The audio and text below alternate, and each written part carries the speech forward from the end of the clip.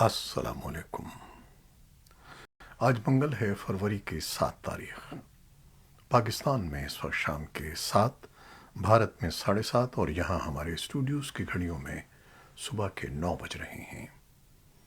Voice of America Washington की Urdu service से मैं हूँ खालिद हमीद, खबरों के एक बुलेटिन के साथ।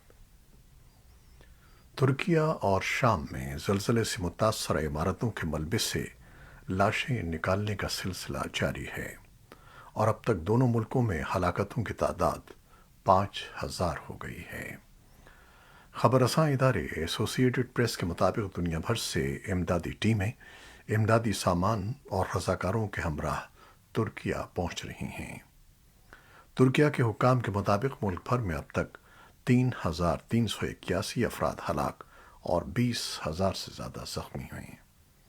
दूसरी जानिब शाम की वजारत सेहत का कहना है कि हुकूमत के ज़ेर असर इलाक़ों में 769 अफराद हलाक हुए हैं, जबकि 1,400 से ज़्यादा ज़ख्मी हैं। शाम में बागियों के ज़ेर कब्ज़ा इलाक़ों में ज़लज़ले से 450 अमवात हुई हैं और सैकड़ों ज़ख्मी हैं।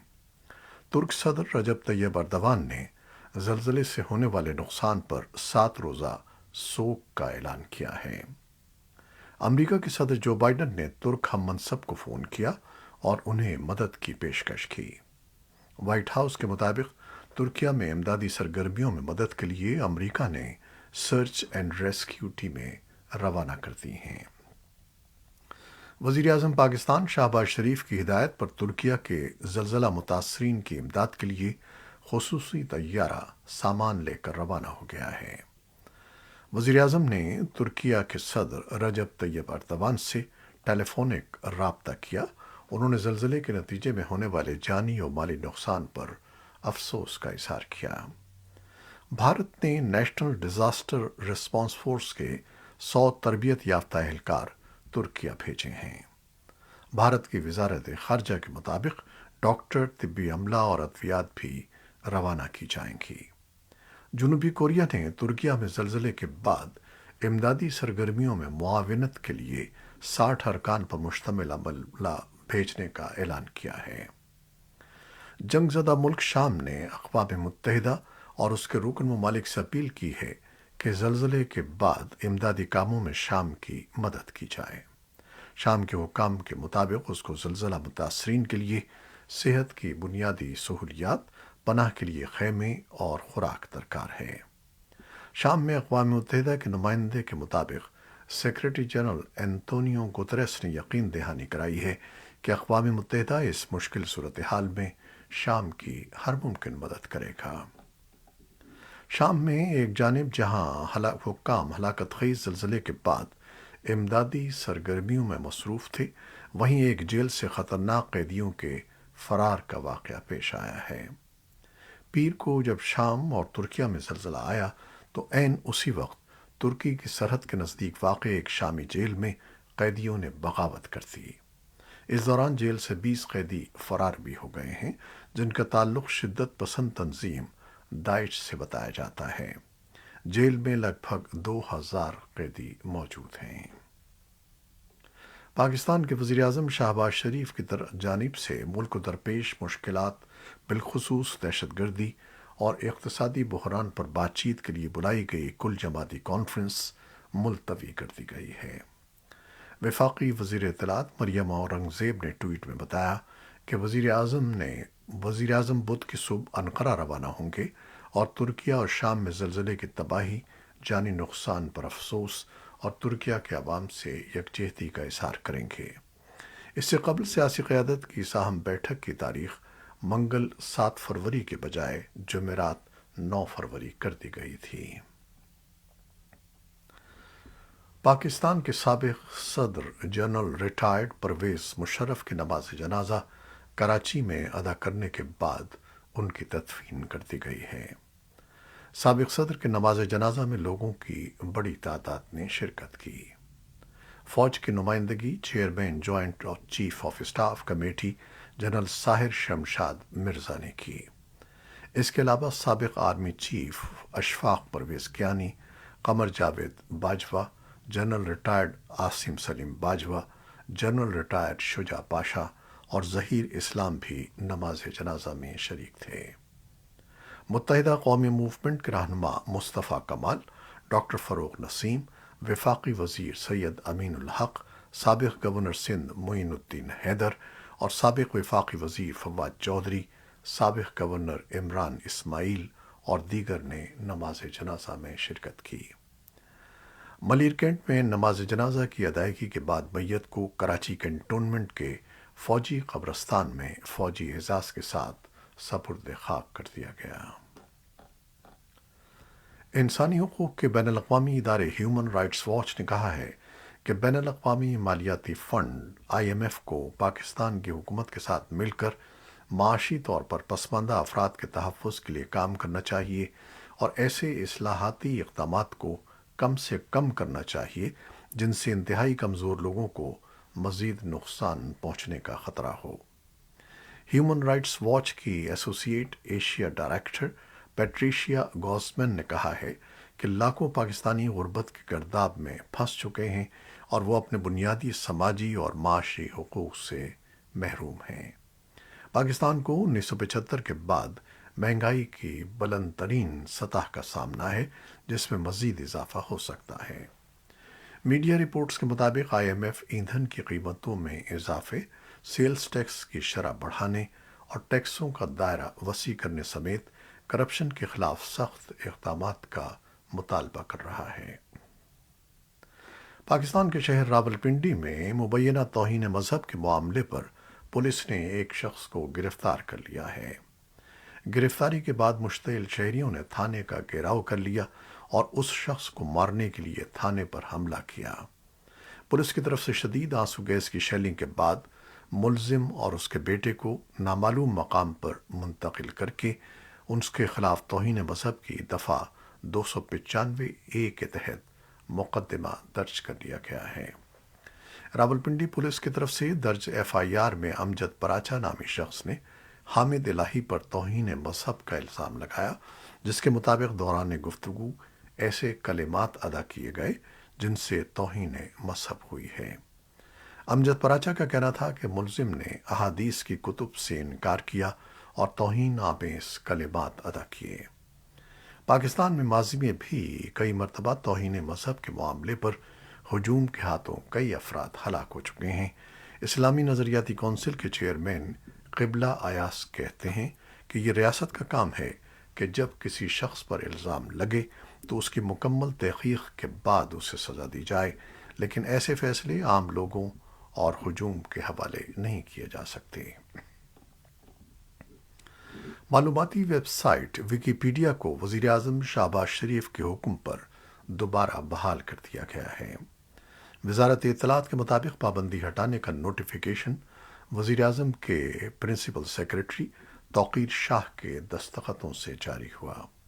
پابندی ہٹانے کی سفارش کرنے والی کمیٹی قانون و انصاف، معاشی و سیاسی امور اور اطلاعات و نشریات کے وفاقی وزراء پر مشتمل تھی۔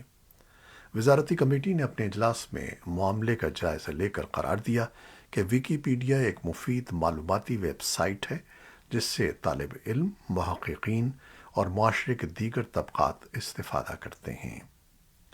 ویکیپیڈیا کو رواں ہفتے 48 گھنٹوں سے ڈی گریڈ کرنے کے بعد مکمل طور پر بلاک کر دیا گیا تھا، جس پر ہزاروں طالب علموں سمیت انٹرنیٹ پر آزادی اظہار پر کام کرنے والوں نے تشویش کا اظہار کیا تھا۔ پاکستان میں ماضی میں یوٹیوب سمیت کئی ویب سائٹس کو توہین آمیز مواد کی وجہ سے بند کیا جا چکا ہے۔ افغانستان کے لیے روس کے خصوصی ایلچی ضمیر کابلوف نے کابل میں اپنا سفارتخانہ بند کرنے سے متعلق بعض میڈیا رپورٹس کو مسترد کرتے ہوئے کہا ہے کہ روس کا افغانستان میں اپنا سفارتخانہ بند کرنے کا کوئی ارادہ نہیں ہے۔ اس سے قبل یہ اطلاع ملی تھی کہ کئی عرب اور مغربی ممالک کے حکام نے کابل میں اپنے سفارتی مشن بند کرنے کا فیصلہ کیا ہے۔ طالبان نے سعودی عرب کے سفارتکاروں کے عارضی طور پر انخلاء کی تصدیق کی ہے، لیکن افغانستان سے دیگر سفارتکاروں کے انخلاء پر کوئی تبصرہ نہیں کیا۔ خبر رساں ایجنسی تاس نے پیر کے روز روسی وزارت خارجہ کے ایشیائی شعبے کے ڈائریکٹر ضمیر کابلوف کے حوالے سے بتایا کہ جب ان سے پوچھا گیا کہ کیا روس کا ایسا کوئی منصوبہ ہے تو انہوں نے کہا کہ ہم نے ایسا کبھی سوچا بھی نہیں ہے۔ رپورٹرز وداؤٹ بارڈرز اور 15 فرانسیسی میڈیا آؤٹ لیٹس اور پروڈکشن کمپنیاں طالبان حکومت سے مطالبہ کر رہی ہیں کہ وہ فرانسیسی افغان رپورٹر مرتضی بہبودی کو رہا کرے جو 1 ماہ سے کابل میں قید ہے۔ ان کا کہنا تھا کہ ہم مرتضی بہبودی کی حراست کے بارے میں 30 دن تک خاموش رہے، جو فرانسیسی اور افغان دوہری شہریت کا حامل ایک صحافی ہے اور افغان دارالحکومت کابل کی ایک جیل میں بند ہے۔ لیکن آج ہم دنیا کو بتا رہے ہیں کہ اسے 1 ماہ قبل 7 جنوری کو کابل میں گرفتار کیا گیا تھا۔ اس کی رہائی کے لیے ہم نے پچھلے مہینے سے مختلف فورمز پر ہر ممکن کوشش کی ہے، اس امید پر کہ اسے رہا کر دیا جائے گا، مگر حکومت نے کوئی رد عمل ظاہر نہیں کیا ہے۔ افغانستان کے انسانی حقوق کے آزاد کمیشن نے ایک بیان میں طالبان حکومت سے کہا ہے کہ وہ طالبان حکومت کی وزارت داخلہ کے سابق ترجمان کی سابق اہلیہ علیحہ دلاوری کو رہا کرے۔ طالبان نے اپنے اقتدار سنبھالنے کے بعد IAHRC کو تحلیل کر دیا تھا اور فی الحال یہ کمیشن بیرون ملک سے کام کر رہا ہے۔ بیان کے مطابق طالبان نے وزارت داخلہ کے سابق ترجمان سید خوستی کی سابق اہلیہ علیحہ دلاوری کو تقریباً 80 دنوں سے غیر قانونی طور پر حراست میں رکھا ہوا ہے۔ بھارتی سپریم کورٹ نے ہیٹ اسپیچ سے متعلق ایک معاملے پر پیر کو سماعت کرتے ہوئے کہا کہ بھارت جیسے سیکولر ملک میں مذہب کی بنیاد پر نفرت انگیزی اور جرائم کی کوئی گنجائش نہیں ہے اور اس سے کوئی سمجھوتا نہیں کیا جا سکتا۔ 2 رکنی بینچ نے کہا کہ جب نفرت انگیز جرائم کے خلاف کارروائی نہیں کی جاتی تو پھر ایک ایسا ماحول پیدا ہوتا ہے جو بہت خطرناک ہوتا ہے، لہٰذا ہماری زندگیوں سے نفرت انگیزی کا خاتمہ ہونا چاہیے۔ انسانی حقوق کے کارکن جہاں ایک طرف ملک میں بڑھتی ہوئی مبینہ نفرت انگیزی کی مذمت کرتے ہیں، وہیں اس کے خلاف سپریم کورٹ کے ریمارکس کا خیر مقدم بھی کرتے ہیں۔ دراصل اتوار کو دہلی کے جنتر منتر پر ہندو تنظیموں کی جانب سے منعقد کیے جانے والے ایک پروگرام میں مبینہ طور پر مسلمانوں اور عیسائیوں کے خلاف اشتعال انگیزی کی گئی۔ پولیس نے اس معاملے میں تاحال کوئی ایکشن نہیں لیا ہے، جبکہ راجستھان کے باڑمیر مسلمانوں کے خلاف مبینہ نفرت انگیز تقریر کرنے پر یوگا گرو رام دیو کے خلاف رپورٹ درج کر لی گئی ہے۔ حکومت کا موقف یہ ہے کہ وہ مذہب کی بنیاد پر نفرت انگیزی کے خلاف ہے۔ امریکہ کے صدر جو بائیڈن منگل کو کانگریس کے مشترکہ اجلاس سے اسٹیٹ آف دی یونین خطاب کریں گے۔ اس سالانہ خطاب میں امریکی صدر ملک کو درپیش مسائل کی نشاندہی اور آئندہ کی ترجیحات کا اعلان کریں گے۔ مبصرین کے مطابق اس سال اسٹیٹ آف دی یونین میں امریکہ کی معاشی صورتحال، گن وائلنس کے بڑھتے ہوئے واقعات اور دائیں بازو کے انتہا پسند عناصر سے جمہوریت کو لاحق خطرات کے ساتھ ساتھ یوکرین جنگ کا معاملہ سر فہرست رہنے کی توقع ہے۔ امریکہ کے نائب صدر کاملا ہیرس اس ماہ میونخ کی سالانہ سیکیورٹی کانفرنس میں شرکت کریں گی۔ پریس سیکریٹری کرسٹن ایلن کی طرف سے ایک بیان میں کہا گیا ہے کہ ہیرس 16 سے 18 فروری تک جرمنی میں اپنے قیام اور سالانہ فورم میں ٹرانس اٹلانٹک اتحاد اور عزم کا مظاہرہ کرنے کے لیے شرکت کریں گی۔ اقوام متحدہ کے سیکریٹری جنرل انطونیو گوتریس نے پیر کے روز اقوام عالم کو متنبہ کیا ہے کہ انہیں خدشہ ہے کہ روس اور یوکرین کے تنازع میں مزید شدت دنیا کو ایک وسیع تر جنگ کی طرف لے جا رہی ہے۔ انہوں نے نیو یارک میں سفارتکاروں کو بتایا کہ مزید کشیدگی اور خونریزی کے امکانات بڑھتے جا رہے ہیں اور امن کے امکانات کم ہوتے جا رہے ہیں۔ یوکرینی حکام نے خبردار کیا ہے کہ روس یوکرین پر اپنے حملے کا 1 سال مکمل ہونے کے قریب اب تک حاصل کی گئی کامیابیوں کو دکھانے کے لیے حملے کی تیاری کر رہا ہے۔